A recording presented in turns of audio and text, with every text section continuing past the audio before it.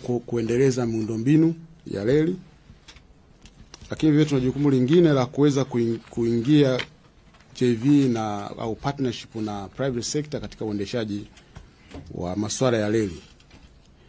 Kama mnavyojua ni kwamba kwa maana ya utaratibu wa kiuendeshaji katika corridors za kireli tunazo 3 ndani ya nchi. Ya kwanza kuna ya kati, Central Corridor, ambao tunazungumzia hapa kwenda Mwanza, kutoka Dar es Salaam kwenda Mwanza na kwenda Kigoma na matawi yake.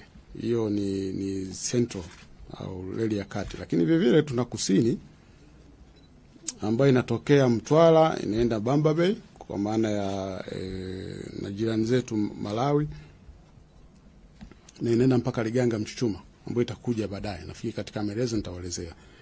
Kuna kanda ya kaskazini ambayo inatokea Tanga, tunaenda Moshi, Arusha, inaenda mpaka Msoma. Hiyo kanda ya kaskazini. Na tuna reli nyingine ambayo pengine inaweza sijulikane ni iko upande gani. Ya kutoka Ruvu Junction tunaenda mpaka Mruazi, Korogwe hapo ndo tunaungana na inayotokea saa Tanga kwenda Arusha, then kwenda Msoma. Katika haya tunakuja kuhabarisha, kwanza mjue ni kwamba ni malengo yetu ya shirika tunayapata kulingana na, kwanza katika utaratibu wetu ni kwamba tunapoingia kwenye uchaguzi kuna kitu inaitwa ilani ya chama kama ni Chama cha Mapinduzi au ilani ya chama. Sasa anayeaminiwa na wananchi, maana yake ilani yake ndio inatekelezwa. Kwa sisi mpango yetu lazima iendane na ilani ya chama kilichopo madarakani, na chama kilichopo madarakani chama cha CCM. Kwa tunapata kule, lakini vile vile tunapata katika mpango wa maendeleo ya taifa 2021, 2022, 2025, 2026. Hiyo ndio inayotutengenezea kusema kwamba tunatekeleza haya. Na nyinyi najua kwa sababu ni waandishi wa habari mtakuwa mnajua kwamba Mheshimiwa Rais tarehe 22 April mwaka 2021, tunazungumzia takriban kama mwezi mmoja tu au wiki kadhaa baada ya kuapishwa, alihutubia bunge. Na katika kuhutubia bunge alizungumza mambo mbalimbali ambao naamini kwamba kwa sababu wote wakurugenzi tunakuja kwenu hapa kuzungumza, na uhakika kwamba mmeshasikia baadhi na wengine ambao watakao kuja mtawasikia. Lakini nataka nizungumzie tu ya reli ambayo yananihusu mimi, yaliyonileta hapa. Katika upande wa reli alizungumzia swala la kumalizia yale aliyokuta. Sasa kama mnavyojua ni kwamba Mheshimiwa Rais wakati anakuja anaingia madarakani, anaapishwa tarehe 19 2021 Machi, alikuta vipande viwili vinaendelea katika ujenzi, kwa maana ya kutoka Dar es Salaam Morogoro na Morogoro Makutupora. Sasa Makutupora kwa watu wa Dodoma inawezekana wajua Makutupora ile ya jeshi, hapana. Kuna Makutupora nyingine kilomita 100 kutoka hapa Dodoma kuelekea Manyoni kule. Ndio vipande ambavyo alivikuta. Na wakati huo kama mnakumbuka, kwa mfano kipande cha kwanza kilikuwa around ya 83%. Na kipande cha pili kilikuwa around ya 57.57. Kwa ujenzi ulikuwa unaendelea kwa kilomita 722. Kwa hivyo ndivyo vikuta. Sasa katika hotuba yake ile ambao naamini ukienda YouTube utaikuta, aliahidi kwamba atamalizia. Na huko mbele utaona kwamba ameshamalizia. Kwa sababu tutatoa taarifa vile vile katika utangia tuanze uendeshaji tunaendaje mpaka sasa hivi. Kwa vipande viwili alivimalizia. Tunaanza kutoa habari za miaka 4 kumetokea nini. Vipande viwili alimalizia. Lakini vile vile kama mtakumbuka aliahidi kuendelea na vipande vingine vipya. Na mnajua ndani ya miezi, nafikiri ilikuwa kwa mwezi wa 6 hivi, alikuja kutuwekea jiwe la msingi Mwanza, kwa maana ya reli ya kutoka Mwanza Isaka au Isaka Mwanza. Ndio sehemu kipande cha kwanza ambacho kuja kutuwekea. cha kilomita 341. Lakini vile vile kuko na kipande cha pili ambacho kiliwekewa jiwe la msingi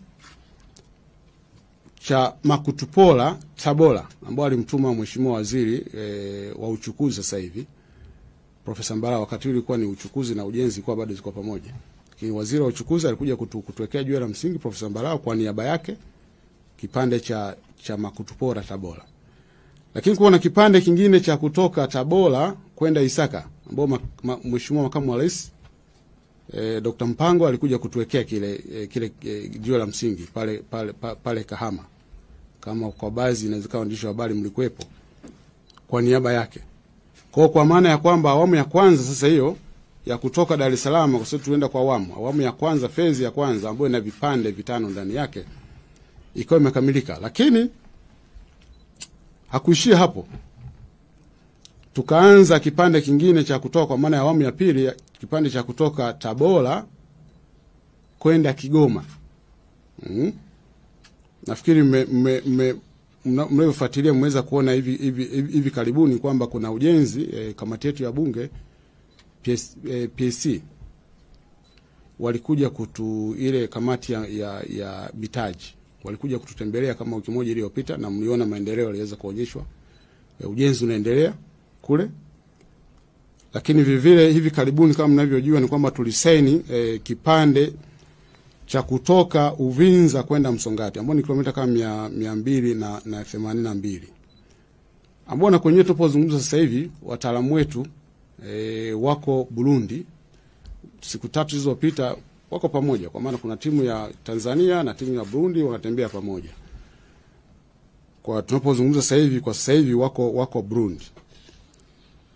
Na lengo kubwa ni hilo kwa ajili ya kuanza ujenzi. Tulisaini mkataba tayari kama mnavyojua, ambao tulisaini tarehe 29 Januari mwaka huu 2025 kwa kipande cha kutoka Uvinza kwenda Msongati.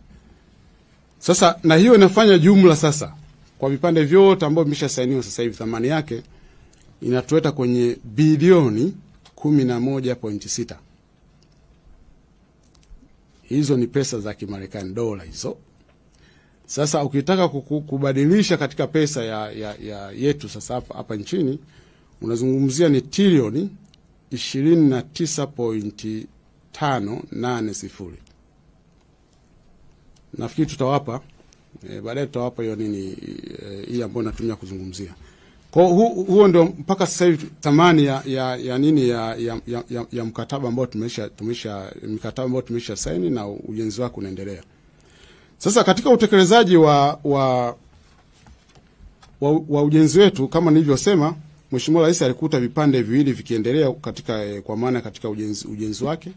Lakini kama mnavyojua mpaka sasa hivi kipande cha Dar es Salaam Morogoro Makutupola imeshaanza kufanya kazi. Na ukiangalia kwa maana ya awamu ya kwanza tunajenga kilomita takriban 1219 kwa maana ya kutoka Dar es Salaam kwenda mpaka Mwanza. Lakini hiyo ni kwa maana ya njia kuu.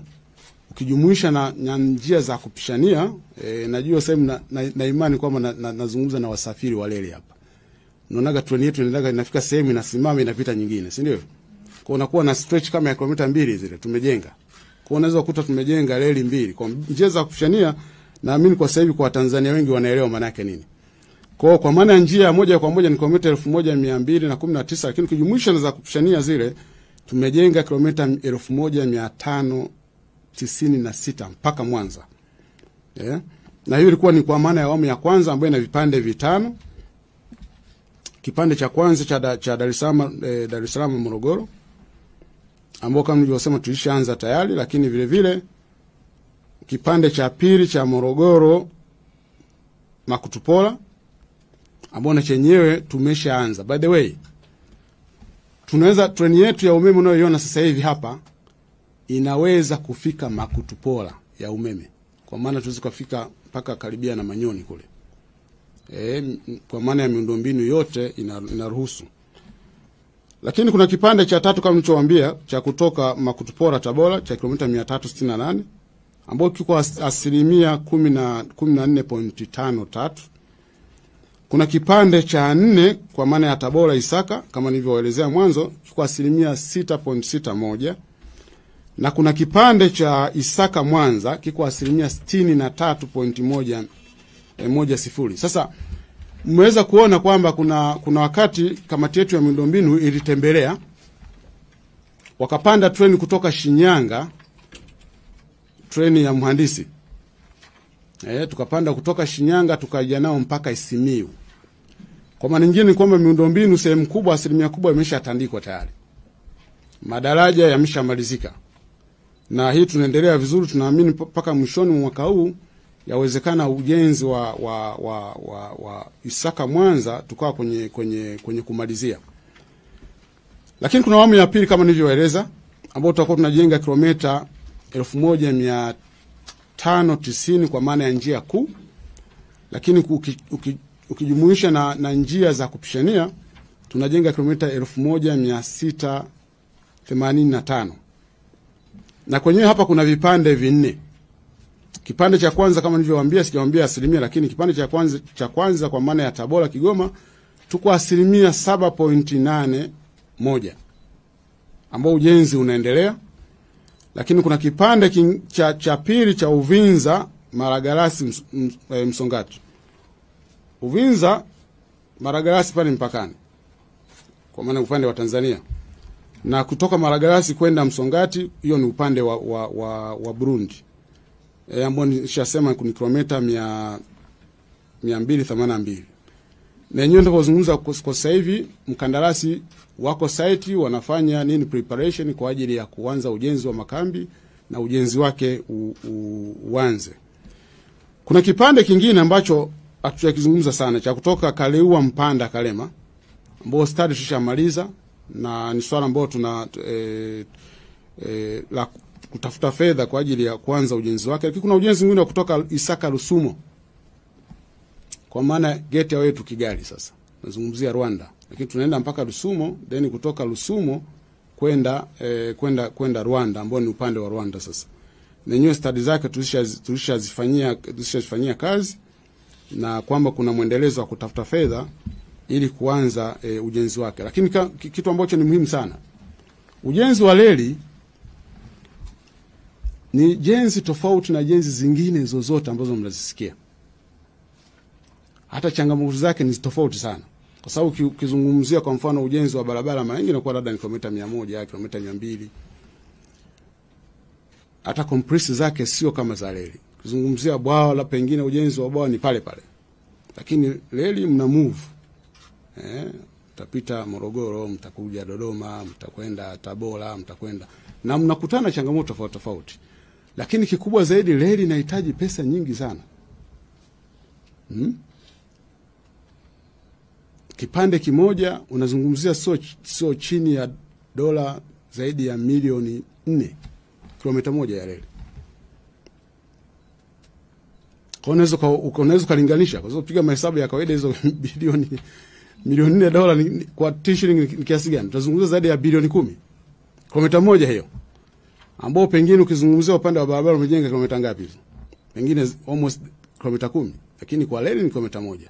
Kwa si ujenzi ambao unaweza kusema kwamba tukasema mbona huko hatujaanza, tunaenda kwa phases. Hata Wajerumani ukiangalia katika historia hawakwenda na mambo yote kwa pamoja. Tulianzia Tanga, labda nijisahihishe kidogo. Reli ya kwanza kwa kujengwa katika nchi yetu ilianzia Zanzibar, sio kilomita 11 zile.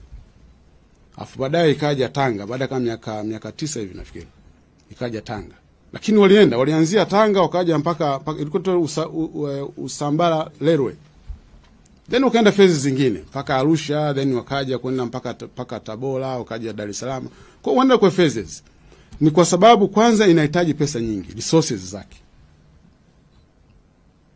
Kwa si jimbo ambalo mkasema kama tulivyojenga barabara zinajengwa Mwanza, zinajengwa Mbeya, zinajengwa Simiyu, zinajengwa wapi, hiyo haitawezekana. Lakini muhimu zaidi ni plani ambazo kama nchi au maono ya Mheshimiwa Rais ya kusema tunaenda hapa, tunaenda hapa. Lakini vivile mjue katika wakati tunafanya ujenzi tunakuwa na mwendelezo wa kwamba lazima tununue vitendea kazi. Sasa tumemaliza reli, sasa lazima ziwepo treni za kupita. Kwa vile katika ununuzi wa vitendea kazi katika hii miaka minne tumenunua vichwa vya treni vya umeme 17 ambao tayari vishafika tayari hapa na ndio tunavyovitumia sasa hivi. Kuna seti za treni za kisasa. Sasa zinaitwa EMU lakini kitaalamu electrical multiple unit. Lakini kwa lugha nyepesi zinaitwa mchongoko. Na naamini kuna baadhi yenu hapa mmesha zijaribu. Lakini vile tumenunua mabehewa ya mizigo. Tumeagiza mabehewa 1430 na sasa hivi tunavyozungumza tuna mabehewa 264 yameshafika.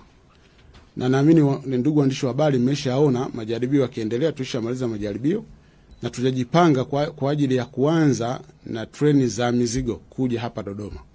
Hatutasubiri mpaka tufike Mwanza. Kwa kipande hiki tulichotengeneza mpaka hapa Dodoma tutaanza. Kwa maana nyingine sasa magari au yanayochukua mizigo yachukulie hapa Dodoma. Tutakuwa tumeshapunguzia kilomita nyingi sana.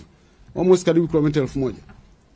Na ada ile ya kwenda uingie bandarini, usifanye hivi fanye hivi. Kwa hiyo sisi tumejipanga kwamba baada ya haya majaribio kitakachofuatia tutaanza, na kwa mujibu wa mpango wetu tulionayo tutaanza somewhere tunakoelekea kwenye, nitaizungumza baadaye huko, lakini kuelekea Mei, na tukishindwa sana by June tutakuwa tumeshaanza. Lakini kuna vitu ambavyo tunaviperfect na wenzetu wa bandari kwa sababu si swala mtambuka, lakini vile kuna wenzetu wa TRA.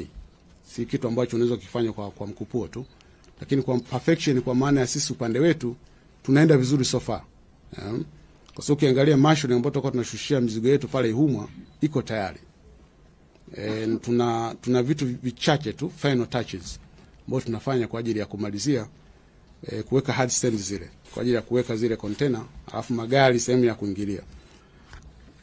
Kwa hiyo tunaenda vizuri, lakini vivile kuna ununuzi wa mabehewa ya ambao tuna sasa kuna mchongoko ile na mabehewa zile coaches ambao mnapanda zile. Nafikiri sasa hivi Watanzania wameshajua tofauti ya hizo. Hizo mchongoko zinaonekanaje na za mabehewa zinaonekanaje. Kwa hiyo katika mabehewa 89 ambao tunategemea kuyapokea, tayari mabehewa 71 yalishapokelewa.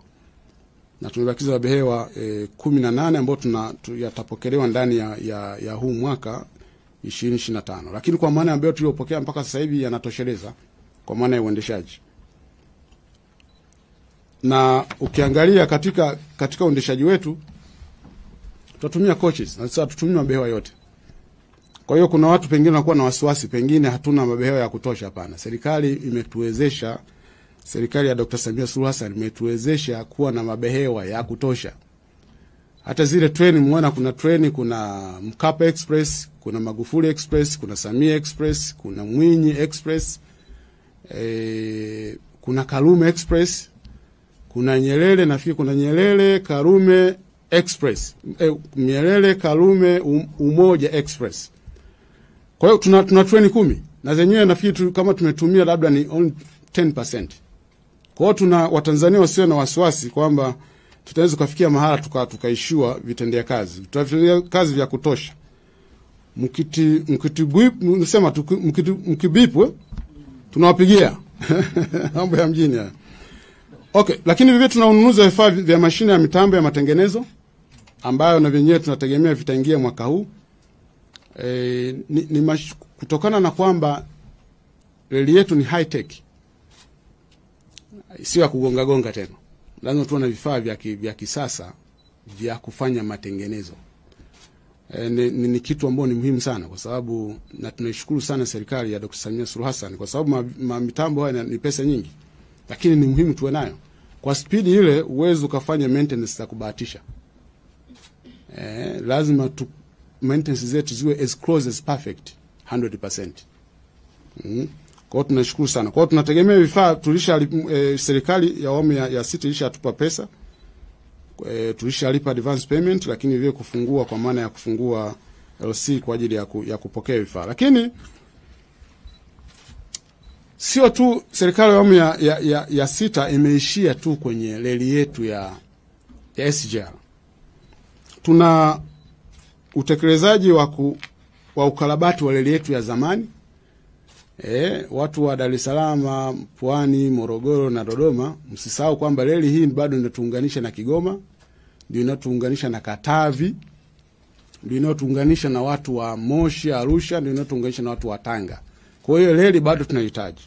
Na juhudi ya serikali ya awamu ya sita iko wazi kabisa kwamba ukarabati wa reli ya Dar es Salaam Isaka awamu ya kwanza tulimaliza, ndani alimalizia mheshimiwa Rais.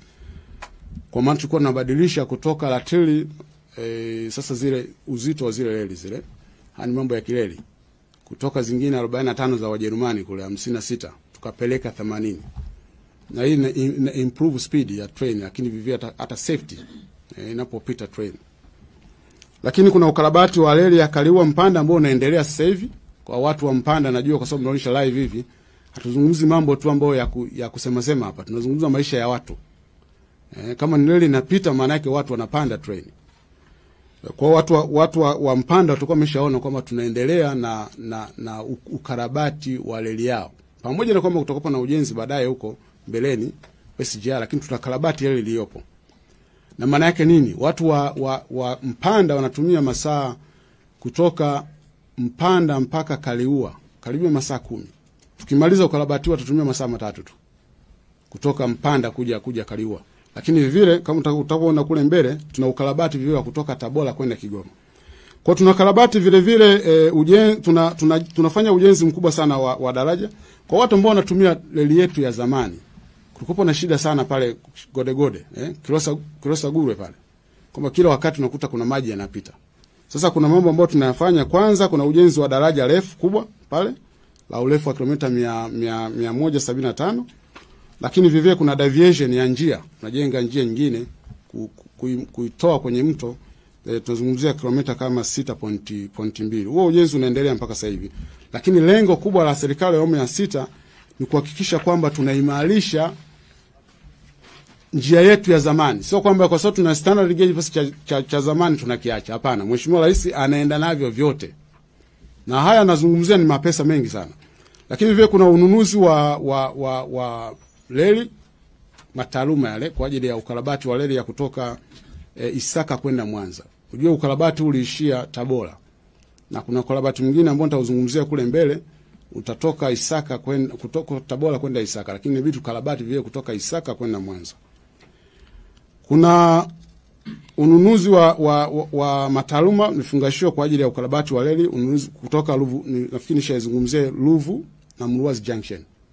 Hiyo inatuconnect sisi kwa maana ya reli yetu ya kati na connect na kaskazini, Tanga, Korogwe kwenda Moshi na Arusha. Na kuna mradi mwingine ambao unafadhiliwa na World Bank, Trip 2. Tulikuwa na Trip 1 ambayo ilitusaidia kutoka Dar es Salaam mpaka Tabora, lakini 2 itatusaidia kutoka Tabora kwenda Isaka. Na wenyewe huko katika hatua za mwisho za manunuzi, na wenyewe tutaanza ukarabati. Lengo kubwa, kwa nini nazungumza haya? Sio tu serikali ya awamu ya sita ina focus kwenye reli yetu ya mpya SGR, ambayo ndio habari ya mjini, si ndivyo? Lakini hata reli ya zamani Mheshimiwa Rais hajaisahau. Na ina muhimu mkubwa sana. Ukienda sehemu za Tanga unazungumzia reli ya zamani. Ukienda Kigoma bado ndio reli ambayo inatuconnect. Sasa katika habari za uendeshaji, tangia tuanze. Kama unavyojua waandishi wa habari ni kwamba tarehe 14 Juni tulianza uendeshaji wa 2024. Kwa tulianza kwanza na uendeshaji wa kutoka Dar es Salaam kuja Morogoro. Ilikuwa kama warm up, Na tarehe 25 tukaanza Julai 2024, almost kama baada ya mwezi mmoja, tukaanza uendeshaji wa kutoka Dar es Salaam mpaka Dodoma hapa tulipo. Na Mheshimiwa Rais wa Jamhuri ya Muungano wa Tanzania Dr. Samia Suluhu Hassan alikuja tarehe 1 Agosti 2024 kutufungulia, kwa maana sasa official tunaanza uendeshaji. Na nataka kuwapa taarifa tu kwamba tangia tuanze tumekuwa na mafanikio makubwa sana. Mafanikio ya kwanza kabisa ni nia ya kuanza kwa treni, kwa sababu ni treni ya abiria, kwa lazima tuzungumzie habari za abiria. Ukizungumza mpaka tarehe 19 ambapo Mheshimiwa Rais aliapishwa, tulikuwa tulishasafirisha abiria milioni 2.1 na tulikuwa tumeshakusanya makusanyo pesa za Kitanzania bilioni 59. Kwa nini hii namba ni muhimu sana mkaielezea katika kuhabarisha Watanzania wakajua vizuri? Reli yetu ya zamani ukijumuisha na Tazara, sina uhakika tulikuwa tunafikia hata nusu milioni. Yani hiyo ndio magnitude, yani ndio ukubwa wa transformation ya kitu ambacho kimefanyika katika taifa letu. Ni beyond thinking ambao sisi tulikuwa tunaona, pengine viongozi wetu kwa maono yao walikisha yaona tayari. Kwa ukiangalia katika miezi hiyo, nazungumzia takriban miezi 7. Sasa tulipoanza ilikuwa na treni moja tu inazunguka kutoka kuanza kabisa rasmi na kuongeza treni. Mheshimiwa Rais alipokuja kutufungulia rasmi ndio tulianza kuongeza hata treni, sasa tunaanza uendeshaji. Kwa nazungumzia kuanzia mwezi wa 8 mpaka mwezi wa 2 na mwezi wa 3 hapo mwanzoni tarehe kusoma siku 19. Ukizungumzia habari ya 2.1 milioni, ni transformation kubwa sana kwa Tanzania. Lakini inatupa picha gani? Watanzania wanataka vitu vizuri, si ndio hivyo? Wanapenda vitu vizuri. Na pengine inatuelezea vile vile uzalendo wa nchi yetu, kwamba watu wameona jambo limefanyika, serikali ya awamu ya 6 imelikamilisha na umeliitikia kwa ukubwa wake, na pengine kwa ukubwa pengine zaidi hata kuliko tulivyofikiria sisi watu wa reli. Kwa ni jambo zuri sana kwa TRC, lakini ni jambo zuri sana kwa nchi yetu, na ni jambo kubwa sana kwa Mheshimiwa Rais katika mambo ambayo ni yako significant kwa Watanzania. Hili ni moja wapo. Sasa kuna mengine kuna kama nilivyosema, tumeshafanya majaribio ya treni yetu ya mizigo na tunajipanga kuanza mizigo. Na ni kitu muhimu sana, na Mheshimiwa Rais nafikiri alishakitolea maagizo tayari kwamba treni ya mizigo tujipange tuanze. Ni muhimu kwa sababu tunataka vile vile tuone transformation kwenye upande tunavyobeba mizigo yetu. Na ina maana kubwa sana nitakapokuwa nazungumzia faida. Kwa nini tunahitaji kubeba mizigo tuipeleke kwenye reli? Ina maana kubwa sana katika taifa letu. Na treni ya mizigo kama mnavyojua, bewa moja itakuwa na uwezo wa kubeba zaidi ya tani 140. Sasa ukitoa tare weight ni ile uzito wa behewa. Mambo ya reli hayo. Tunaweza kubeba mpaka takriban tani 120. Reli yetu ya zamani ile ina uwezo wa kubeba tani 40 tu. Kwa reli hii ina uzito, maana yake na uwezo mkubwa mara 3 ya hiyo. Na ukiangalia kwa mfano bewa moja tu inaweza likabeba uzito wake, kwa maana reli yetu inaweza kahimili kubeba uzito wa tani 120. Hapo ni kwa magari ya tani 30 magari mangapi hapo? 4. Bewa moja. Yaani unaweza kuona kwamba magnitude transformation ambayo tunaweza kuiona hata kwenye mzigo. Sasa kwa nini tunazungumzia habari za reli na ukubwa wake? Nafikiri kikubwa zaidi hapa tunazungumzia faida za reli. Kwa nini tunawekeza mapesa yote haya? Tunazungumzia sema trilioni 29, almost trilioni 30. Kwa nini zinawekezwa hizi pesa zote huko? Ni kwa sababu ya faida ya kiuchumi ambayo tunaweza kuipata. Na reli kwa maana jiografia ya nchi yetu, it's not an option, it's a must. Sio nchi vidogo, unakuta kinchi sio na square meter sio ngapi, sitaki kuzungumzia sana kule, lakini nchi yetu tunazungumzia takriban square meter milioni 1 huko. 950 ngapi. Ni nchi kubwa. Kiuchumi huna option yoyote zaidi ya reli. Na ndio maana unaweza kaangalia hata Wajerumani wenyewe waliliona hiyo miaka 100 iliyopita kule, wakajenga reli.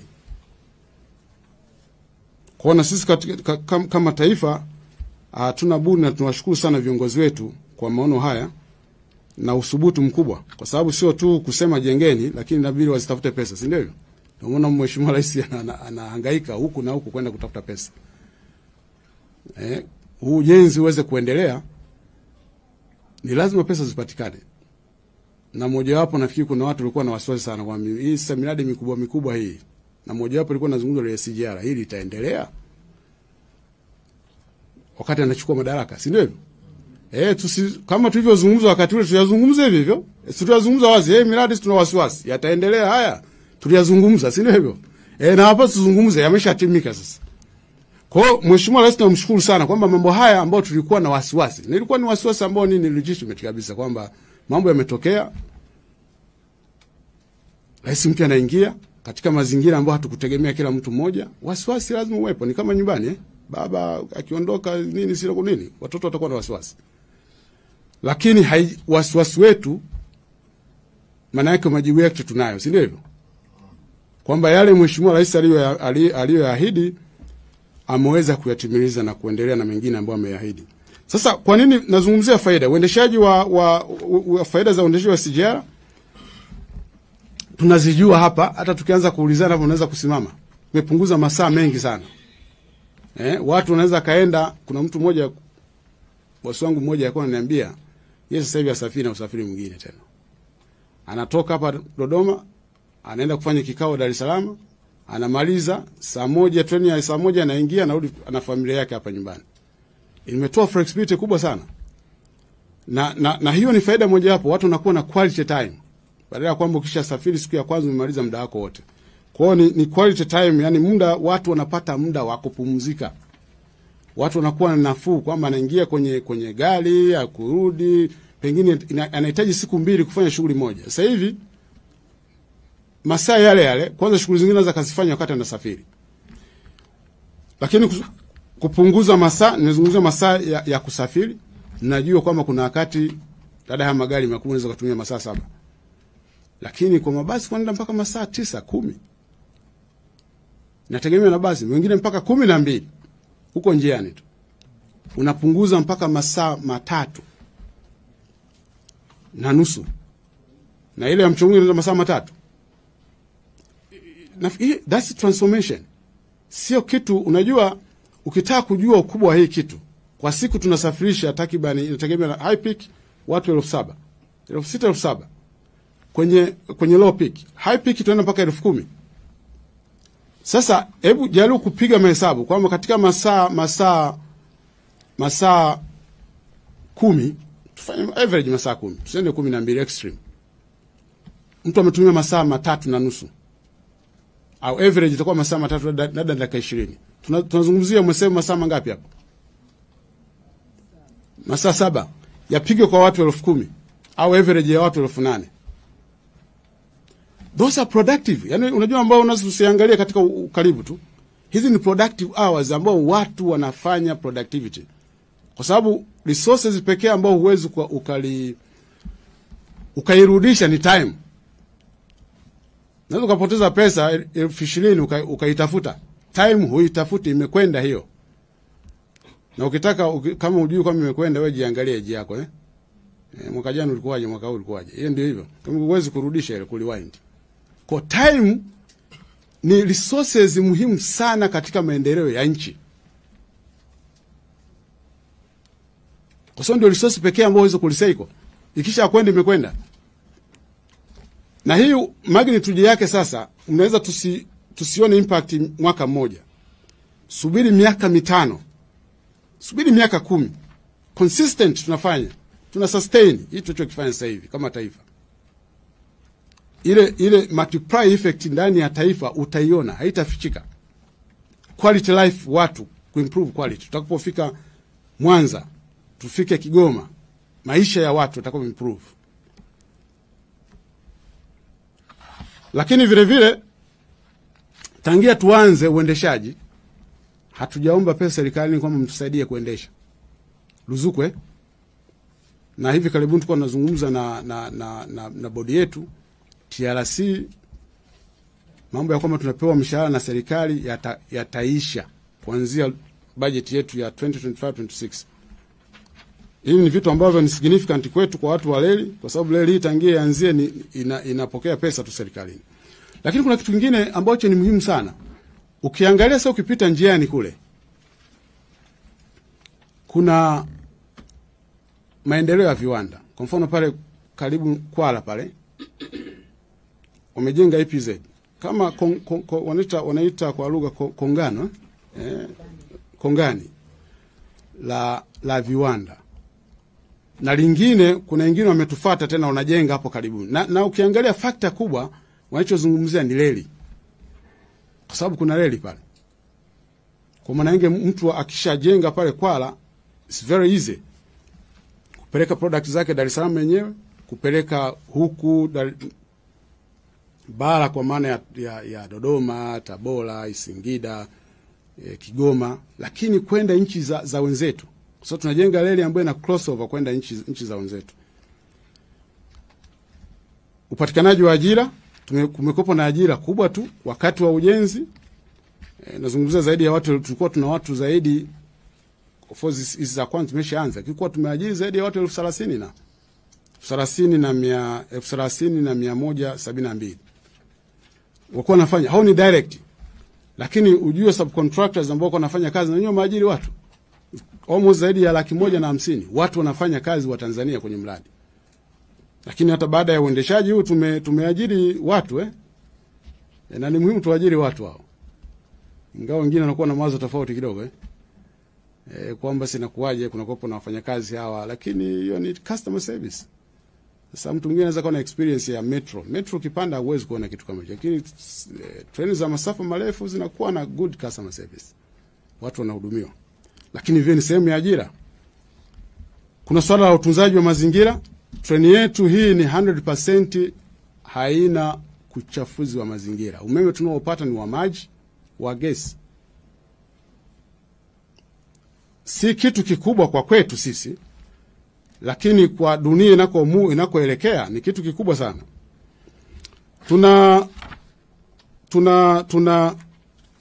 Kuna kusafirisha mizigo. Lakini pamoja na yote haya, naangalia muda, niwaachie muda wa kutosha ili muweze kuniuliza maswali, si ndivyo? Najua kuna changamoto ambazo mmekuwa mkizisikia za hapa na pale. Mara treni imesimama, si ndivyo? Umeme umekatika.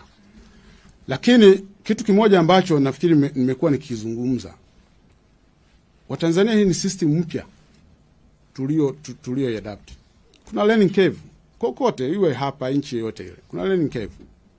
Kuna mengine ambao maengineer wetu, vijana wetu wanajifunza.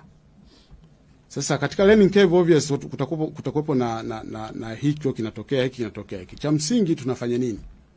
Tumejitayarisha vipi? Kulikuwa na swala la wakati mwingine nazungumzia TANESCO, umeme umekatika, lakini TANESCO umetokea mara mbili tu kwenye main grid.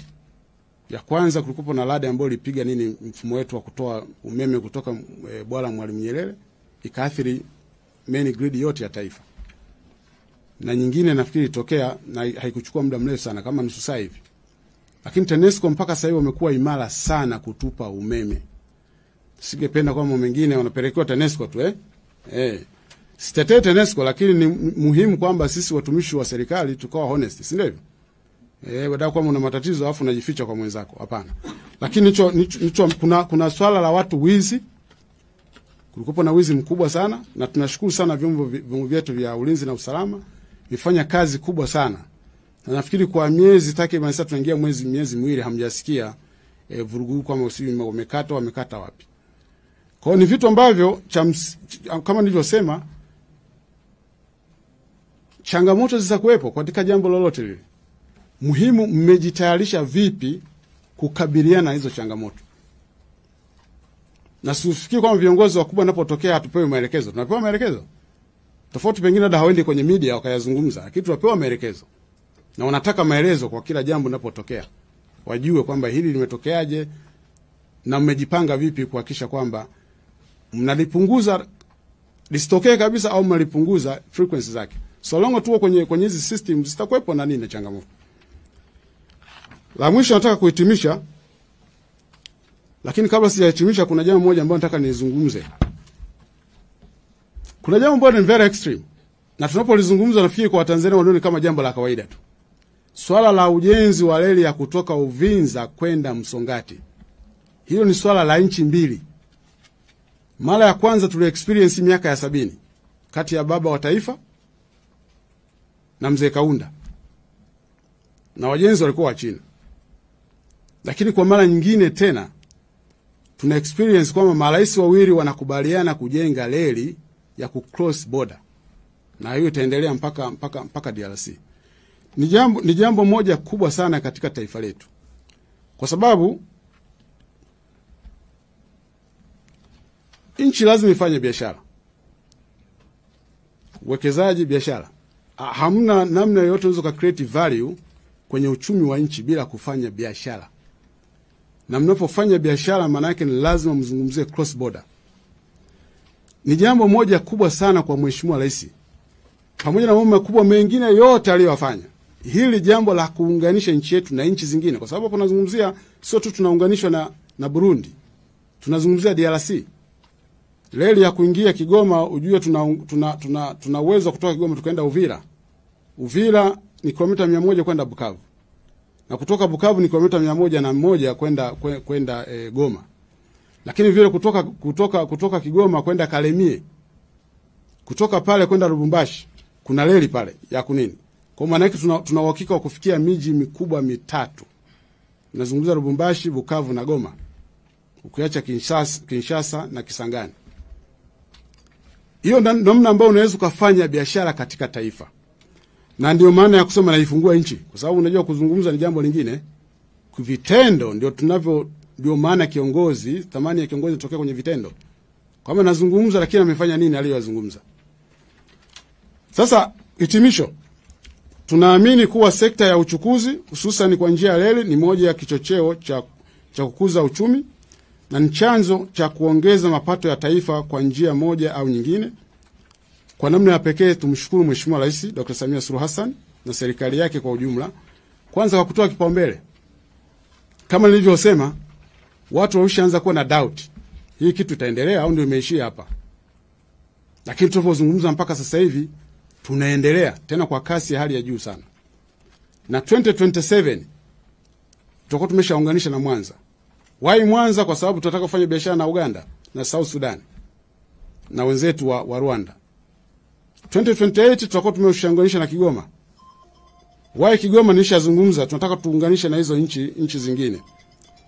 Aidha, uendeshaji wa reli ya SGR kutoka Dar es Salaam hadi Dodoma umeendelea kwa ufanisi mkubwa, pamoja na changamoto ambazo nimemwambia. Kupitia maelekezo mbalimbali ya viongozi, shirika la reli limeendelea kuboresha utoaji wa huduma ya kusafirisha abiria kwa kutumia SGR ili kuhakikisha usafiri wa njia hii unakuwa salama na wa uhakika kwa abiria wetu. Pia nashukuru kufika hapa leo na kupokea taarifa hii ya matumaini yangu kuwa mtafikisha kwa nyinyi waandishi wa habari. Tunawashukuru sana sisi kama TRC uwepo wenu hapa, na tunaamini kwamba tuliyozungumza mtayafikisha kama tulivyokusudia au kama mlivyoyasikia kwenu. Baada ya kusema hayo, niseme reli yetu, maendeleo yetu, taifa letu, kazi iendelee. Kazi na utu sasa, si ndivyo? Na tunasonga mbele. Asanteni sana. Asante sana ndugu Masanja Kadogosa, mkurugenzi mkuu wa shirika la reli Tanzania, kwa taarifa yako ambayo inagusa maisha ya Watanzania wengi. Naomba tuwape nafasi wanahabari wa kuuliza maswali. Naomba tutauliza maswali 5 kwa sababu muda sio rafiki.